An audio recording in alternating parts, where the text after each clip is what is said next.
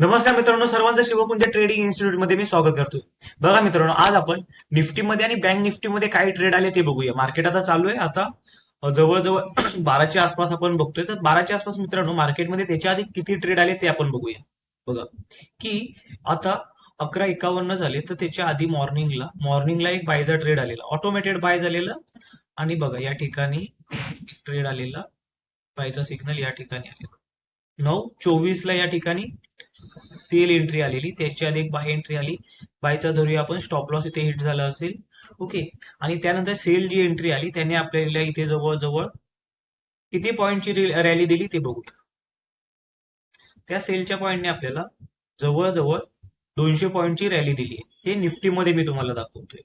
आता आपण अजून या साईडला एक बायची रॅली आली. आता बायच्या रॅलीमध्ये आपल्याला किती प्रॉफिट मिळालं ते बघून घेऊया. बायच्या रॅलीमध्ये आपल्याला जवळजवळ 32 पॉईंटचा स्टॉप लॉस होता आणि मार्केट जवळजवळ 200 पॉईंट अपसाईडला गेले. सिंपल, तुम्ही आता पण बघू शकता की याच्यामध्ये ट्रेड कसे जनरेट होतात ते आपण बघून घेऊया. एकदा बघा की आता एकदा बँक निफ्टीमध्ये आपण नजर फिरवूया. आता बँक निफ्टीमध्ये आपण गेलोय. आता बँक निफ्टीमध्ये आपण गेल्यानंतर बघा, बँक निफ्टीमध्ये पण सेम 3 ट्रेड आलेले. आता तिन्ही ट्रेडमध्ये आपल्याला काय झालं या ठिकाणी, इथे बाय मध्ये पण छोटा लॉस झाला असता, किंवा जर इथे आपण प्रॉफिट रिव्हर्सलला बुक केलं असतं तर प्रॉफिट झालं असतं. इथे सुद्धा आपल्याला प्रॉफिट झालंय. इथून सुद्धा वरच्या साईडला आपल्याला प्रॉफिट झालं. म्हणजे या ठिकाणी जी आपण स्ट्रॅटर्जी बनवली त्या स्ट्रॅटर्जीवरती ऑटोमेटेड बाय येतं सिग्नल आणि ऑटोमेटेड सेल सिग्नल येतं. आणि बाय सेलचा वापर करून आपण चांगलं लाईव्ह म्हणजे एक प्रॉफिट जनरेट करू शकतो. त्या प्रॉफिटसाठी आपल्याला काय की ही स्ट्रॅटर्जी माहिती असणं गरजेचं आहे. ही मित्रांनो स्ट्रॅटर्जी आहे ना, ती मी स्वतः बनवली आहे. आणि याचा बेनिफिट आहे की मार्केटमध्ये ट्रेंडनुसार मित्रांनो त्याच्या टॉपलाच एंट्र्या देणार आहे.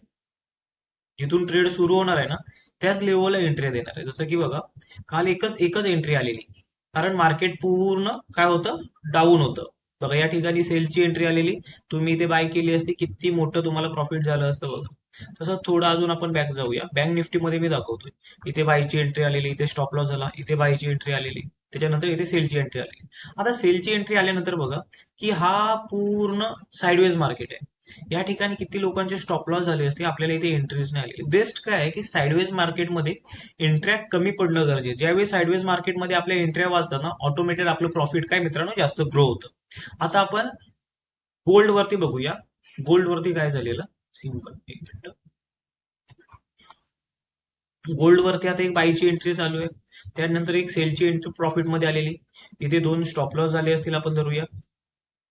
हा एक प्रॉफिट झालाय, हा एक छोटा प्रॉफिट आहे, हा एक मोठा प्रॉफिट आहे. इथे एक लॉस, इथे एक प्रॉफिट आहे, परत प्रॉफिट प्रॉफिट.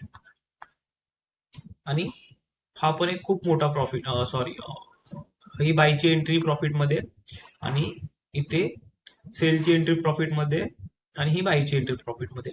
म्हणजे यामध्ये फक्त इथे एक एंट्री फक्त आपली एक मोठी मिस झाली, कारण या ठिकाणी सिग्नल नाही आला. त्यामुळे जर आपल्याला 3 आपण मल्टिप्लायर ठेवला असता ना इनपुटचा, की व्हॅल्यू, तर इथे इझिली आपल्याला एंट्री दिसली असते सेलची. पण याच्यामुळे काय होतं माहितीये की मार्केटमध्ये एंट्री थोडीशी वरती जनरेट होते. जी मला पाहिजे ना ती एंट्री या ठिकाणी जनरेट होत नाही. म्हणून मी 2चाच मोस्ट ऑफ वापर करतो. ओके, समजलं. म्हणजे तुम्ही तुमच्या पण पद्धतीने स्ट्रॅटेजी बिल्ड करू शकता आणि मार्केटमध्ये ट्रेडिंग करू शकता. अशा प्रकारे मित्रांनो, जे आपण सॉफ्टवेअर बनवलं आहे ना, त्या सॉफ्टवेअरमध्ये खूप छान प्रकारे प्रॉफिट जनरेट होते. चला तर भेटूया आपण नेक्स्ट व्हिडिओमध्ये.